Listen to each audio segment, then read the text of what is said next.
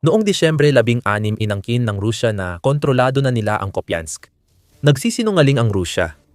Patuloy pa rin ang labanan sa lungsod kahit sinasabing tapos na ito. Mas masama pa ito para sa Rusya dahil ang pag-angkin ng pagkapanalo ay maagang pagdiriwang lang ng maliit na tagumpay para sa kanila. Isa itong lantad na kasinungalingan dahil ang kabaliktaran mismo ang nangyayari sa lungsod. Hindi Rusya ang sumusulong, kundi ang Ukraine. At ngayon ang momentum sa Kupiansk ay nasa puwersa ng Ukraine. Naipit na nila ang mga sundalong Ruso sa Kupiansk. Walang magawa ang mga sundalo kundi panoorin ang pagtataas ng bandila ng Ukraine habang sila'y napapalibutan at mamamatay. Nagsimula ito ilang araw bago ang matapang na pahayag ng Rusya tungkol sa pagbagsak ng Kupiansk. Ang lungsod sa Kharkiv Oblast ay napabalita ilang araw bago ang pahayag. Taliwas sa pahayag ng Kremlin, Disyembre 12 iniulat ng Militany ang ibang sitwasyon sa aktual na lugar, malayo sa ideya ng natatalong labanan. Iniulat ng outlet na napalibutan at tinatanggal na ng puwersa ng Ukraine ang mga natitirang Ruso sa Kupiansk. Tatlong salita ang mahalaga rito: hanapin at salakayin. Pagsapit ng Disyembre 12 iniulat ng ika-2 Cartier Corps ng National Guard na naging kritikal na ang sitwasyon sa Kupiansk. Nagulat ang Corps tungkol sa sitwasyon sa lungsod noong Setyembre. At mukhang matutupad ng puwersa ni Vladimir Putin ang sinabi ng Russia. Makaraan ang ilang buwan, may plano na ang Ukraine para kontrahin ang pag-usad ng Russia. At ito ay nakabatay sa tatlong mahahalagang salitang binanggit natin kanina. Binuo ng Ukraine ang Cartier Search and Strike Group na may ilang brigada at rehimento mula sa Kartia Corps, ayon sa Militany, noong Disyembre 12. Kasama rito ang ika-13 Cartier Brigade, ika-92 Assault Brigade at ika-400 at 75 Code 92 Assault Regiment ng Ukraine. Kasama nila ang mga miyembro ng ika-100 at 44 Mechanized Brigade at Foreign Legion ng Defense Intelligence ng Ukraine. Bumuo ng puwersang pandigma na ang misyon ay hanapin at wasakin ang sundalong Ruso sa Kupiansk. Ayon sa 2,025 matalinong hakbang ng Ukraine ang pagkuha ng Cartier Corps para sa misyong ito noong Enero 2025. Ang Kartia ay isang brigada ng voluntaryong sundalo na itinayo ni Vsevolod Kozymyako, isa sa pinakamayaman sa Ukraine. Ipinakita ni Kozymyako ang kanyang suporta sa pamamagitan ng paglikha ng isang brigada na pinaniniwalaan niyang magiging modelo para sa bagong hukbong sandatahan ng Ukraine, ayon sa ulat ng SIPA. Iginiit ni Kozymyako na kinakailangan ang radikal na reforma palayo sa mga tradisyon noong panahon ng Soviet na pinanghahawakan pa rin ng ilan sa militar ng Ukraine. Ang pagtanggap ng Cartier Brigade sa drone technology at kanluraning pagsasanay ay magpapakita sa bansa kung paano ito dapat gawin. Yun sana ang plano, at mukhang gumana naman ito. Ipinamalas ng brigada ang dedikasyon sa teknolohiya nang gamitin nila ang ground at air drone sa unang robotic na pag-atake laban sa mga posisyon ng Ruso noong Nobyembre 2000 at 24-20 milya hilagan ng Kharkiv. Nagdulot ito ng malaking kaswalti sa panig ng mga Ruso nang walang nasaktan sa mga Ukrainyano, ayon sa ulat ng SIPA. Noong Enero 2025, dagdag pa nila. Ginamit ang mga drone para sa pagmamanman at pambobomba, habang ang maliliit na sasakyang panlupa ay nilagyan ng remote-controlled machine gun o mina. Kung pamilyar sa iyo ang lahat ng ito, iyon ay dahil ginamit na rin ang mga taktikang ito ng marami pang ibang unit sa hukbong sandatahan ng Ukranya. Dahil sa ganitong tagumpay, naging mainam na pagpili ang Cartier Brigade para sa kontra-atake sa Kupiansk. Binuo ang Search and Strike Group para pigilan ang pagpasok ng mga Ruso sa hilagan ng Kupiansk at palibutan ang mga Rusong unti-unting sumusulong. Sa ganitong paraan, mapuputol sila mula sa kanilang mga supply at kasamahan, kaya mauwi silang nakulong at walang magawa. Noong Oktubre hanggang Nobyembre 2000 at 25 sinimulan ng grupo ang gawain nila. Ang Cartier Brigade, kasama ng iba pang nabanggit natin kanina, ay nagsimulang wasakin ang ilang unit ng pagsalakay at mga batalyon ng Russia. Natalo ang ika-100 at 21 at ika-100 at 22 motorized rifle regiments ng Russia dahil sa search and strike strategy, ayon sa Militany. Parehong nangyari sa ika-68 Motorized Rifle Division, ika-30 Engineer Regiment, at ika-27 Motorized Rifle Brigade ng Russia. Nabigo ang suporta mula sa ikapito Regiment ng Unmanned Troops ng Russia at Unmanned Aerial Vehicle Units para sa mga brigada at unit na ito. Isa-isa, bumagsak ang mga sundalong Ruso. Ginagawa ng search and strike ang eksaktong layunin nito. Hindi nagtagal, nakamit ng mga puwersa ng Ukraine ang tagumpay sa direksyon ng Ilog Oskil, hilaga ng Kupiansk. Mahalaga ang tagumpay na iyon dahil naharangan ng Ukraine ang lahat ng rutang panlupa ng Russia papasok sa Kupiansk. Hindi na magagawang magpadala ng Russia ng mga bagong tropa at supply sa kanilang mga sundalong nakatawid na sa ilog. Ang mga puwersang mayroon ang Russia sa direksyon ng Kupiansk ay kailangang sapat na. Spoiler alert, hindi sila naging sapat. Sa pagkontrol ng Ilog Oskil, makakapag-focus na ang Search and Strike Group at iba pang unit ng sandatahang lakas ng Ukraine sa paglipol ng natitirang mananakop na Ruso sa Kupiansk. Pinalaya ng ika-13 Cartier Brigade ang Radkivka at nilinis ang mga kalapit na kagubatan mula sa mga Ruso. Nagpatuloy ang brigada ng operasyon sa hilaga ng Kupiansk at nagtagumpay ang Russia na makapasok sa lungsod. Maraming bahay ang nalinis mula sa mga puwersang Ruso. Pero ngayon, wala na silang backup mula sa mga kasamahan nila. Nagtagumpay din ang ibang unit ng Search and Strike Group. Ang 475 Code 72 Assault Regiment ay matagumpay na napalaya ang Kindrashivka at ang kalapit na lugar at kagubatan. Tinulungan sila ng ika-4 na batalyon ng 72 Brigade ng Ukraine para pigilan ang tagumpay ng Russia sa pag-ikot sa Kupiansk. Mula Setyembre 22 hanggang Disyembre, 12,100 at 27 sundalong Ruso ang napatay ng unit ng Cartier. Hindi lang sila ang grupong kumikilos papuntang Kupiansk. Sabi ni Militani, ang ika-125 na hiwa-hiwalay na mabigat na mekanisadong brigada ng sandatahang lakas ng Ukraine o Rehimenteng Skala ay nakikipagtulungan sa ibang unit para linisin ang mga rehiyon sa loob at paligid ng Kupiansk. Nagawa ng Skala na palayain ang distrito ng Ubalani ng Kupiansk, halos kasabay ng ginagawa ng mga search at strike group ang kanilang trabaho. Kabilang sa trabaho, ang paglilinis ng matataas na gusaling pinagkampuhan ng mga Ruso. Sa ilang pagkakataon, gumamit si Skala ng mga pampasabog para pabagsakin ang mga gusaling iyon na nagkulong sa mga sumasalakay na Ruso sa mga guho, na nag-iwan sa kanila sa tiyak at masakit na kamatayan. Mas marami pang darating, gayunpaman. Sinasabi namin sa inyo ang lahat ng ito dahil may dahilan.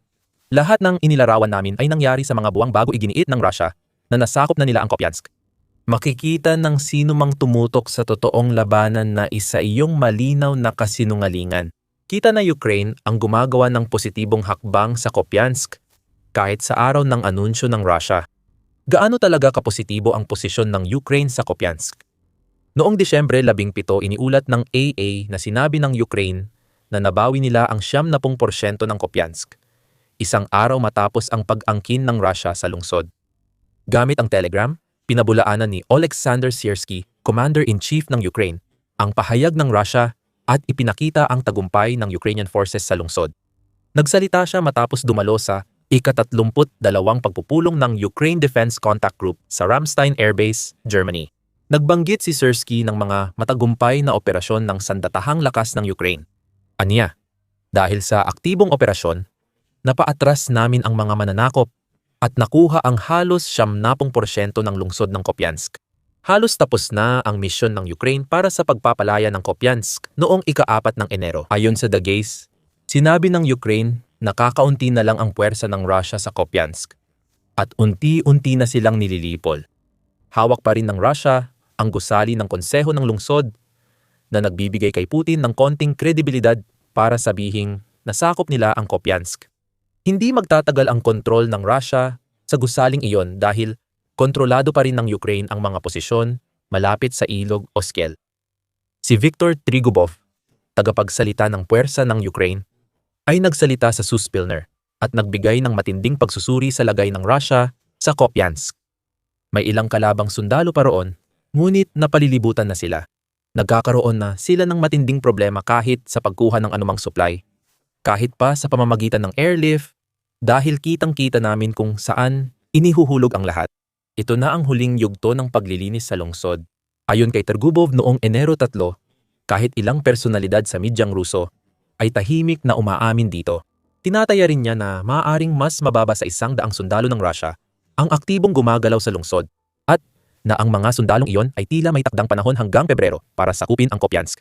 Sandali lang, takdang panahon ng Pebrero. Paano mangyayari yon kung hawak na ng Russia ang Kupiansk? Hindi pwede kasi nabubunyag na ang kasinungalingan ng Russia. Nangyari ang pagbubunyag ilang araw matapos magsalita si Trigubov dahil sa epektibong search and strike strategy ng Ukraine. Napilitang maghintay na lang ang mga sundalong Ruso sa paligid ng City Council ng Kupiansk habang papalapit ang mga kalaban at tagapagpalaya ng Ukraine.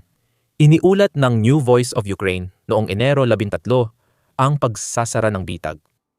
Iniulat ng outlet na naglabas ng pahayag sa Telegram ang Kartia Brigade kamakailan. Muling nabawi ng Ukraine ang City Council building na ginamit ng Russia para patunayan ang pagbagsak ng Kupiansk. Nakuha na ng Kartia ang gusali ng Kupiansk City Council. Habang tinatapos ng Kartia Search and Strike Group at Kupiansk Tactical Group ang paglilinis sa matagumpay na nabawing lungsod sa isang matagumpay na operasyon na pinangunahan ng pamunuan ng ika-2 National Guard Corps, inanunsyo na muling nagtagumpay ang Ukraine gamit ang mahusay na pagpaplano at magkakaugnay na mga pag-atake laban sa mga puwersa ng Russia sa Kupiansk. Mabilis na naalis ng Ukraine ang presensya ng Russia sa lungsod at paligid nito. Ang sitwasyong dating napakabigat nang ipadala ang Kartia Brigade ay tuluyang nabaligtad, malayo sa pagkakabihag. Lubos nang napalaya ang Kupiansk, kaya naitaas muli ng Ukraine ang kanilang watawat sa lungsod.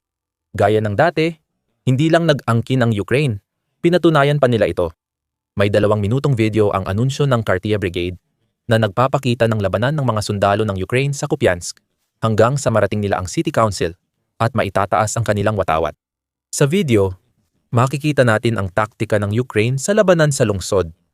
Posibleng isinasagawa ng search at strike group bago mabawi ulit ang Kupiansk. Makikita sa loob ng command center kung paano nagawa ng Ukraine ang lahat dahil sa pagtutulungan ng mga unit nito. Ang mga puwersa sa lupa ay kumokontak sa command center, kaya nagpapalipad ng mga drone na nagpapasabog sa mga pinagtataguan ng sundalong Ruso. Matindi ang labanan, pero makikita natin ang resulta sa dulo ng video. Ang kuha ay nagpapakita ng watawat ng Ukraine na nakataas sa City Council at iwi na wagayway ng hangin. Sinisira ng kuhang iyon ang pahayag ng Russia tungkol sa pagbagsak ng Kupiansk. Pero may kailangang gawin pa ang Ukraine. Depende sa pinapakinggan. Iba-iba ang natitirang trabaho. Sabi ng Ukraine, nakuha na nila halos 70% ng Kupiansk, kasunod ng pahayag ng Russia na kontrolado nila ang lungsod. Bagamat totoo na nakagawa ng kahangahangang tagumpay ang Ukraine pagsapit ng kalagitnaan ng Disyembre, maaaring hindi ganap na totoo ang pahayag na 70% ng lungsod ay nasa ilalim ng kontrol ng Ukraine. Ayon sa Euromaidan Press, na nag-ulat ng datos mula sa Deep State Mapping Project na nagpapakita ng tunay na lagay ng lungsod. Ayon sa datos, hanggang Enero 11 malaking bahagi ng Kupiansk ay kontrolado ng Ukraine. Mas malaki ang bahagi ng tinatawag na Deep State Gray Zone.